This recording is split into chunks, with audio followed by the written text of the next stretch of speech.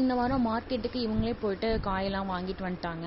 எல்லாமே ரேட்டு கம்மியாக தான் இருந்தது. பட் என்னென்னா பூ தான் ரொம்ப ரேட்டு ஜாஸ்தியாக இருந்தது அப்படின்னு சொல்லிட்டு பூவே பக்கத்துலேயே போக முடியல, அவ்வளோ ரேட்டாக இருக்குது அப்படின்னு சொன்னாங்க. ஏன்னா ரம்ஜான் வருது அப்படின்றனால பூ விலையெல்லாம் ஏறிடுச்சு அப்படின்னு சொல்லிட்டு காய்கறிகள் மட்டும் வாங்கிட்டு வந்தாங்க. அப்புறம் அதெல்லாம் எடுத்து அரேஞ்ச் பண்ணிட்டு இருந்தேன்.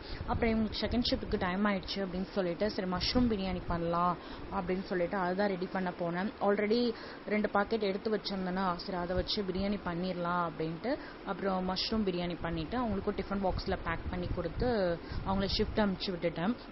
அப்புறம் நைட்டு போல் எல்லாரும் வந்துட்டு எப்போதுமே பிரியாணி அடிக்கடி பண்ணுவோம், ரம்ஜான் ஸ்பெஷலாக நம்ம ஏன் பிரியாணி பண்ணக்கூடாது, பிரியாணி பண்ணலாம் அப்படின்னு சொன்னாங்களா. சரி ஓகே அப்படின்னு சொல்லிட்டு மறுநாள் ஈவினிங் போல் எல்லோரும் பிரியாணி பண்ணி சாப்பிட்டோம். எப்பொழுதும் வழக்கமாக வர டேஸ்ட்டை விட இந்த தடவை வந்து டேஸ்ட்டு ரொம்ப அட்டகாசமாக இருந்தது. எல்லோரும் என்ஜாய் பண்ணி சாப்பிட்டாங்க. இந்த டேவே ஒரு வழியாக கம்ப்ளீட் பண்ணியாச்சு.